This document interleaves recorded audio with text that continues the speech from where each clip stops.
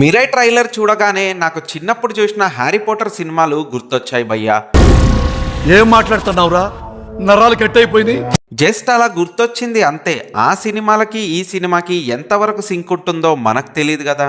Okay, ఈ trailer చూస్తే మాత్రం నాకు చాలా బాగా అనిపించింది. తేజ సర్జాకి మళ్ళీ హనుమాన్ లాంటి హిట్ గ్యారంటీ అనిపించింది. హనుమాన్ సినిమా అనగానే ఇంకో విషయం గుర్తొచ్చింది.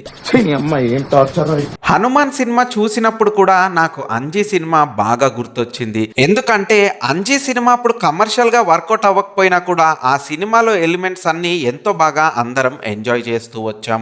90s కిడ్స్ కి అవన్నీ ఖచ్చితంగా మైండ్ లో గుర్తుండిపోతాయి. అయితే అంజీ అప్పట్లో వర్కౌట్ అవ్వకపోయినా హనుమాన్ మాత్రం గట్టిగానే వర్కౌట్ అయింది. నిజానికి సినిమా కూడా అంత బాగుంది. ఇప్పుడు వస్తున్న మిరై సినిమా హనుమాన్ సినిమా సక్సెస్ వల్లే అని చాలా మంది అనుకుంటున్నారు. కానీ హనుమాన్ రిలీజ్ అవ్వక ముందే మిరై సినిమాని కన్ఫర్మ్ చేశారు తేజ.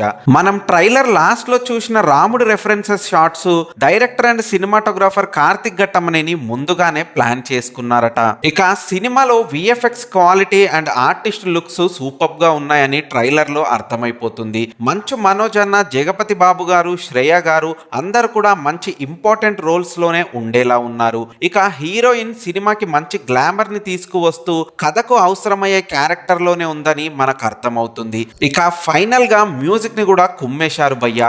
మన గౌరవ హరి గారు హనుమాన్ క్లైమాక్స్ ని ఇంకా మర్చిపోక ముందే ఇప్పుడు ఈ మిరైలో రాముడి షాట్స్ వస్తున్నప్పుడు వచ్చే బీజిఎం కూడా గూస్ బంప్స్ తెప్పించేలా వాయించాడు భయ్య. చూద్దాం ఫైనల్ గా ఈ సినిమా సెప్టెంబర్ 12th అయితే ప్రేక్షకుల ముందుకు రాబోతుంది. ఇక ఎలాంటి మ్యాజిక్స్ క్రియేట్ చేస్తుందో వెయిట్ చేద్దాం. ఇక మిరై ట్రైలర్ చూస్తే మీకేమనిపించిందో కిందున్న కామెంట్ బాక్స్ లో కామెంట్ చేయండి.